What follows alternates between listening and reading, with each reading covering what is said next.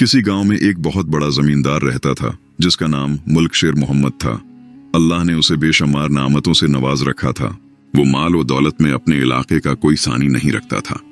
उसकी वसीया वो अरीज जमीनें जिन पर फसलें झूमती थीं, दूर दूर तक फैली हुई थीं। आलीशान हवेली थी जिसके दरवाजे हर खास व आम के लिए खुले रहते। बागों में मीठे फल लटकते थे और जानवरों का एक बहुत बड़ा रिवड़ उसकी मुल्कियत था। मगर इन सब में सबसे खास और जमींदार की आंखों का तारा अरबी नस्ल का एक खूबसूरत गधा था जिसे वो अपनी सवारी और शान और शौकत के लिए मखसूस रखता था। ये गधा आम गधों से मुख्तलिफ था। उसकी देखभाल शाही अंदाज में की जाती थी। एक दिन एक नौरानी चेहरे वाला फकीर उसके दर पर आया।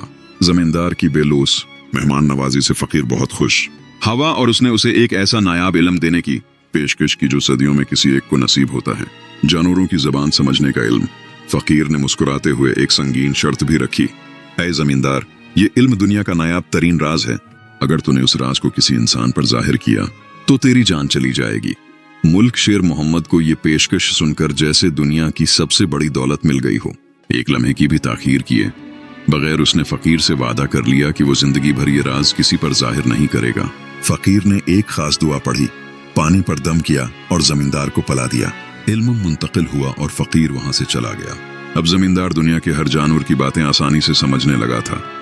ये उसके लिए एक नया, हैरत अंगीज और दिलचस्पी से भरपूर तजर्बा था। जमींदार की हवेली के अस्तबल में एक मजबूत खरदरे बालों वाला बैल था जो दिन रात खेतों में सख्त मेहनत करता था।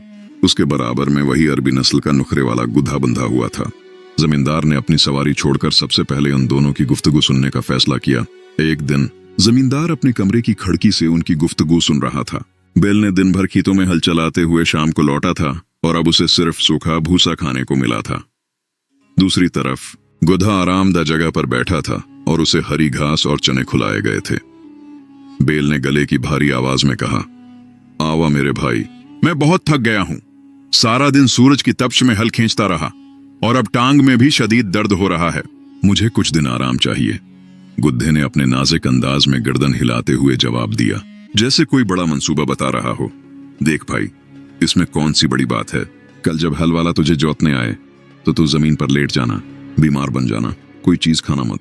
मालिक सोचेगा कि तू वाकई बीमार है और तुझे कुछ दिन आराम मिल जाएगा। बैल ने उस मशूरे को बहुत पसंद किया और अगली सुबह उसने बिल्कुल ऐसा ही किया।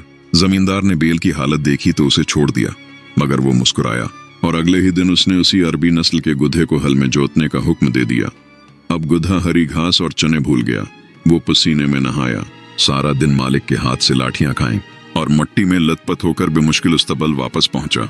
शाम को जब बैल वापस आया तो वो इंतहाई खुशी से बोला, अरे मेरे भाई गुधे, आज तुम्हारे मशूरे से मजा आ गया। मैंने जी भर के आराम किया। तुम्हारा शुक्रिया। गधा उसके शुक्रिया पर चुप रहा।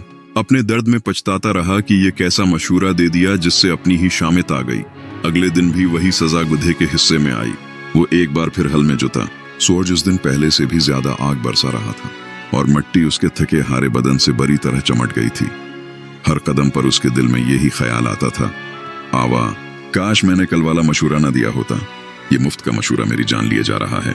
वो अपनी किस्मत और जबान दराजी को कोसता रहा। शाम को जब वो थका हारा और दिखी उस्तबल पहुंचा तो बैल ने फिर बड़े खुश अखलाकी से उसका शुक्रिया अदा किया। बहुत शुक्रिया भाई, तुम्हारी वजह से आज मेरी तमाम थकावट दूर हो गई। आज की नींद क्या शानदार होगी। गधे के सब्र का पैमाना अब लबरीज हो चुका था। वो जानता था कि अगर ये सिलसिला जारी रहा तो वो मर जाएगा या हमेशा के लिए बीमार हो जाएगा। उसने अब एक नई चाल चली, एक ऐसी चाल जो जिंदगी और मौत के खौफ से पैदा हुई थी। इस रात जब बैल सूखा भूसा चबा रहा था, गधा बहुत ही अफसरदा और गमगीन आवाज में बोला, जैसे वो कोई बहुत ही खतरनाक राज बता रहा हो। भाई बैल, मेरी बात गौर से सुन। तेरा आराम सिर्फ आज तक का था। बैल चौंका और बोला, क्या मतलब? क्या तुम कल बीमार नहीं बन रहे? गुधे ने गहरा सांस लिया और जवाब दिया, नहीं भाई, मेरी बात नहीं। आज मैंने मालिक को हवेली के नौकर से बात करते सुना। मालिक कह रहा था कि ये बैल पिछले 2 दिनों से बीमार लग रहा है। अगर ये कल भी हल में नहीं चला तो समझ लेना कि ये अब काम के काबिल नहीं रहा। कल ही कसाई को बुला लेना और उसका गोश्त बीच कर किसी नए बैल की कीमत निकाल लेना। ये सुनकर बैल के होश उड़ गए। उसके तमाम ख्वाब, तमाम आराम की ख्वाहिशें एक लम्हे में खत्म हो गईं। उसने मौत को अपने सिर पर मंडलाता देखा। उसका पूरा जिस्म खौफ से कांपने लगा। अगली सुबह सूरज निकलने से पहले ही बैल अपने उस्तबल में उछलने और कूदने लगा। जब हल वाला उसे जोतने आया तो वो खुशी खुशी हल में जाने के लिए तैयार था। उसने पिछले 2 दिनों के मुकाबले में भी ज्यादा जान लगाई। वो बहुत लजीज और खुश होकर सारा सूखा भूसा और पानी खाने लगा, जैसे कि उसे नई जिंदगी मिल गई हो। वो हर कीमत पर साबित करना चाहता था कि वो बिल्कुल सेहतमंद और काम के काबिल है। मुल्क शेर मोहम्मद, जो अपनी हवेली की खिड़की से ये सारा ड्रामा देख रहा था, उसने बील और गधे की पहली और अब की गुफ्तगू सब कुछ सुन लिया था। वो देख रहा था कि कैसे गधे ने अपनी जान बचाने के लिए एक ऐसी हिकमत अमली इस्तेमाल कि जिसने बेल के अंदर जिंदगी और खौफ का जज्बा भर दिया। जमींदार हंसी जब्त न कर सका। वो अपने कमरे में फर्श पर लौट-पोट होकर हंसने लगा, मगर उसकी आवाज कमरे से बाहर नहीं जा सकी, क्योंकि राज अफशा होने का खतरा था। जमींदार की बीवी बेगम नूर जहां, जो अपनी नफास्त और सादगी के लिए मशहूर थी, ने जब ये मंजर देखा तो वो हैरान और परेशान हो गई। उसने जमींदार से पूछा, अजीब बात है, ये बेल कल तो शदीद बीमार था, चल भी नहीं पा रहा था, और आज ये पागलों की तरह नाच रहा है, और आप यहाँ अंदर हंस रहे हैं, वो भी अकेले। क्या कोई खास बात है जो आप हमसे छिपा रहे हैं? जमींदार ने जल्दी से अपने लबों पर हाथ रखा और हंसी रोकते हुए कहा, नूर जहां, ये कोई खास बात नहीं है, बस कभी कभी मुझे ये ख्याल आता है कि जानवर भी इंसानों से ज्यादा अक्ल रखते हैं। कल एक जानवर ने दूसरे जानवर को ऐसी नसीहत दी कि उसकी जान बच गई। जानवरों के मामलात तुम नहीं पूछो तो बेहतर है। लेकिन जमींदार के उस जुमले ने बेगम के तजस्सुस को मजीद भड़का दिया। वो समझ गई कि दाल में कुछ काला जरूर है और उसके शौहर को कोई ऐसा राज मालूम है जो उसे मालूम नहीं है। बेगम नूर जहां का तजस्सुस अब जिद में बदल गया। वो बार बार जमींदार से पूछती रही, क्या बात है, आप इतनी देर से क्यों मुस्कुराते रहते हैं? मुझे बताइए, आखिर वो क्या राज है जिसकी वजह से बेल नाच रहा है और आप अकेले हंस रहे हैं? जमींदार को फौरन फकीर की संगीन शर्त याद आई, अगर राज जाहिर किया तो जान चली जाएगी। उसने अपनी बीवी को टालने की बहुत कोशिश की, कभी उधर की बात करता, कभी उधर की, मगर बेगम नूर जहां इंतहाई जद्दी थी। आखिरकार एक शाम वो फट पड़ी, मैं उस हवेली का खाना नहीं खाऊंगी, ना एक कतरा पानी पीऊंगी, जब तक आप मुझे वो राज नहीं बताएंगे। मुल्क शेर मोहम्मद घबरा गया। एक तरफ अपनी अजीज बीवी की भूख हड़ताल थी और दूसरी तरफ मौत का यकीनी खतरा। वो पूरी रात जागता रहा, बस्तर पर करोटें दिलता रहा। बीवी की जद के आगे अपनी जान गंदवाना, ये ख्याल उसे ढुरा रहा था, मगर बीवी को भूख से बलकते देखना भी उसके लिए नामुमकिन था। उसने सोचा कि राज बताकर मर जाना शायद बीवी की भूख से मरने से बेहतर है।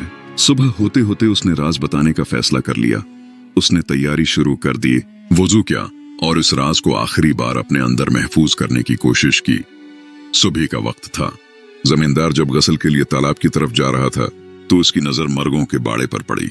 उसने देखा कि मर्ग और मर्गी आपस में बातें कर रहे हैं। मर्ग बड़े अकड़ और गुस्से में कह रहा था, अव्वा मेरी प्यारी मर्गी, तुमने सुना? मालिक अपनी बीवी की महज एक जद में अपनी जान देने जा रहा है, सिर्फ इसलिए कि वो उसे एक जानवरों की गुफ्तगू का मामूली सा राज बता दे। मर्गी ने चूं चूं करते हुए कहा, जी मालिक, मैंने सुना। कितनी कमजोरी की बात है, एक बड़ा जमींदार और इतना बजदल। मर्ग ने फख्र से गर्दन ऊंची की और बोला, अगर मैं होता तो अपनी बीवी को सिर्फ 2 सख्त चूंचे मारता, एक यहाँ और एक वहां। वो फौरन सीधी हो जाती, जिद करना भूल जाती और मालिक की जान भी बच जाती। वो अपनी सारी जानवरों की जबान को सुने। मुझे क्या, मर्द का काम है घर का निजाम चलाना, ना कि औरत की हर फजूल जिद के आगे झुक जाना। ये अल्फाज बजली बनकर जमींदार के कानों में गूंजे। वो एकदम चौंक गया।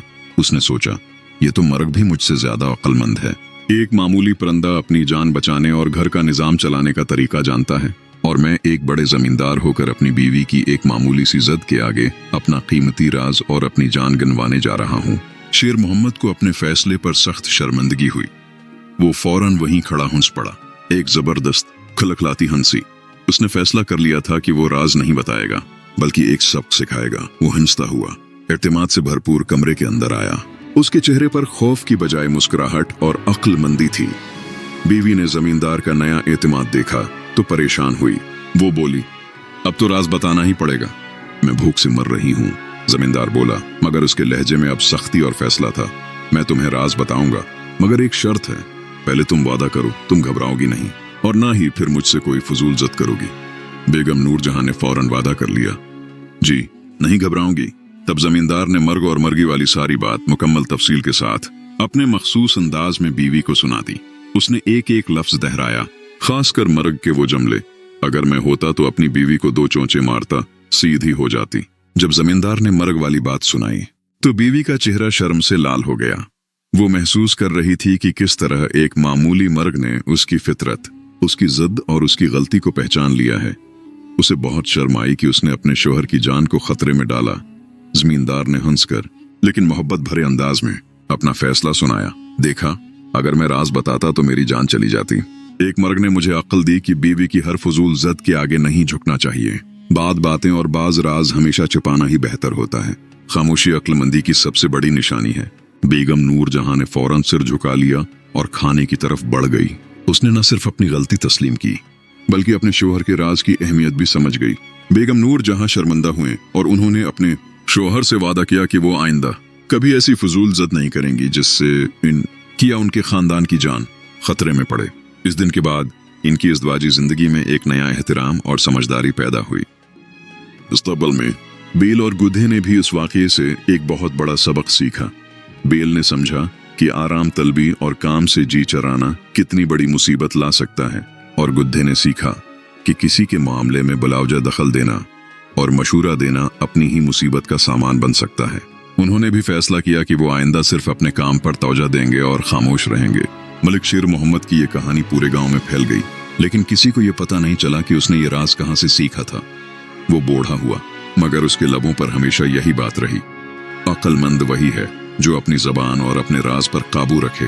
फजूल बात करने वाला हमेशा नुकसान उठाता है। अब लोग जब मलिक शेर मोहम्मद की ये कहानी सुनाते हैं तो हंसते भी हैं और बहुत कुछ सीखते भी हैं। ये कहानी हमें 2 बुनियादी इसबाक देती है। नेकी दिखावे के लिए नहीं होनी चाहिए, और हर सच और हर बात हर जगह बोलना दानाई नहीं है। बाज औकात, खास तौर पर घरेलू मामलात में, खामोशी ही सबसे बड़ी अक्ल और हिकमत होती है, और यही चीज एक इंसान की जिंदगी को प्रसकून और महफूज रखती है। यूं खत्म हुई जमींदार मलिक शेर मोहम्मद की कहानी। एक ऐसा शख्स जिसने जानवरों से अक्ल सीखी मगर इंसानों को समझने में अपनी उम्र लगा दी। अगर आपने भी कभी जिद, झूठ या फजूल बोलने से नुकसान उठाया हो तो याद रखें, खामोशी कमजोरी नहीं है बल्कि ये सबसे बड़ी शूर की निशानी है। जबान पर काबू पाकर आप अपने घर और अपनी जिंदगी को प्रसकून बना सकते हैं। अगले किस्से में हम सुनेंगे शेख चिली और अक्ल का खजाना, जहां हंसी, अक्ल और कसमत एक साथ खेल खेलते हैं। कहानी पसंद आई हो तो नीचे लाइक और शेयर कीजिए और हमारे चैनल को सब्सक्राइब कीजिए ताकि अगला सबक आप तक सबसे पहले पहुंचे।